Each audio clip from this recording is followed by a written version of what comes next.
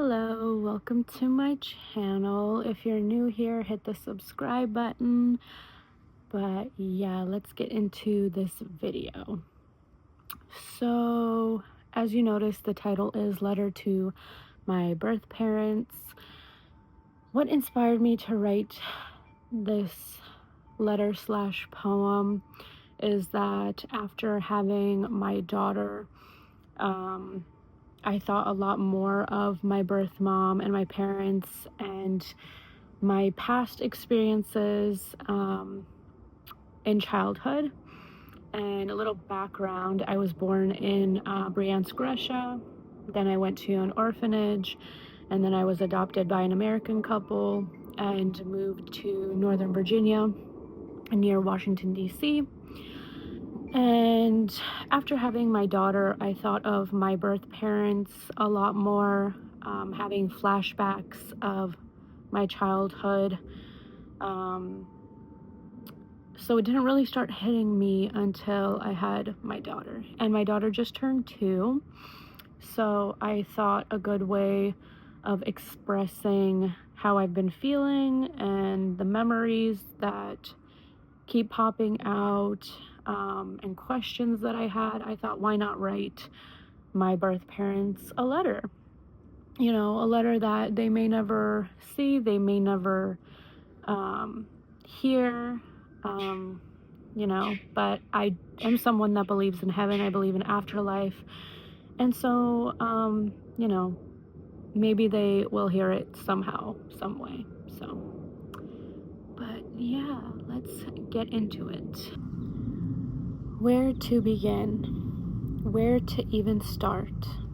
How can I speak what's really in my heart? My mind floods with memories, some positive, some blue. I'm not really sure what I want to say to you. I believe God has a reason. God always has a plan. And even with strong faith, it takes more than courage to accept that you will be called daughter by another woman and man. Questions to ask, questions I have. Are you doing well? Are you even alive? I make no judgment, for I don't know the cards of fate that were dealt. But after having my own, I have to ask, how could you have a son or daughter and then let them go?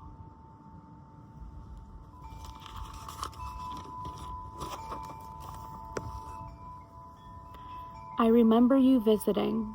I remember you came. I remember riding on the bus, going to church, being left in a 1-bedroom, big window, potty on the floor, and you left me all the same. To fend for myself, to be mother to my sister, to go hungry for days, to jumping out a window. I can smell the small dried fish hanging over the heater. I can taste the bucket of organ intestines. It was stomach, not liver. But what can I say? And somehow I stayed alive until I went into an orphanage when I was 5. How that was safer, I'm not really sure. At least I didn't have beer bottles thrown at my head or being punished by having my head hit repeatedly on the floor. I was dressed and fed 3 meals a day, shared hairbrushes, tooth combs, and there was an entire room stacked with twin beds where I lay.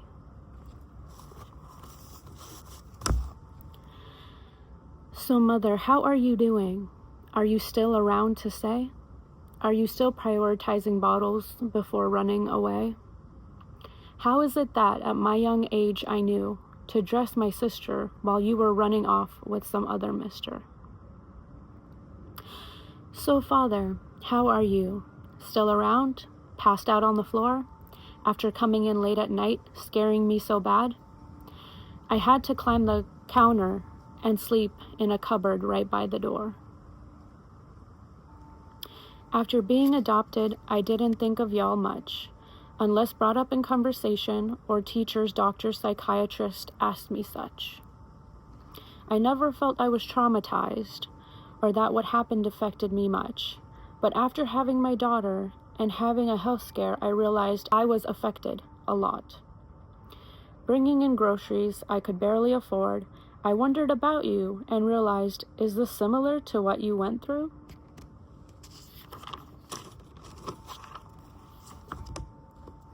Maybe it wasn't your fault, just part of the fate. But y'all had 4 other kids before me. Now wait. And the thoughts trickled back and forth, and one thing I knew for sure was whatever you went through, God saved me once more. God made sure I was protected and made sure I wouldn't mess up.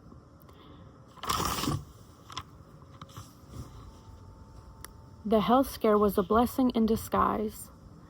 And wow, I learned a lot. I learned a lot of lessons, and in this life what I'm to do, and to always be grateful for my life, even if it was given to me by God through you. So thank you for having me and showing me what not to be. And thank you for teaching me how to really truly see what lies in myself and what happens in others, what true love looks like, because it led me to my life path of helping and blessing others. Signed, your daughter, Alicia. So while reading this out loud, this is the first time I've read it out loud. I got teary-eyed a few times while writing it, and even now thinking of all the memories. It's a lot of emotion. It's a lot of, and I don't think that I was able to process the amount of trauma, the amount of pain until I had my own child. Like,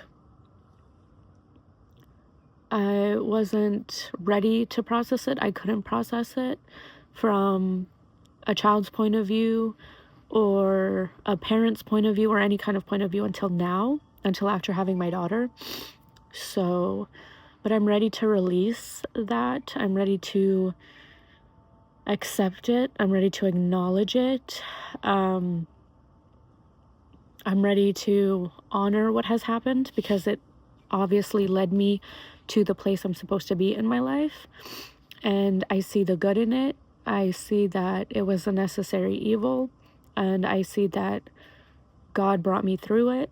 And that I needed it for my soul development. And I needed it to relate to others, to be able to help others, to be able to connect with others. And that's the biggest blessing in all of it. And there are plenty of blessings that I'm not thinking of right now, but a lot of good has come out of it. And yeah, I guess the message in all of this is that even through pain, even through suffering, God has a reason. God has a why.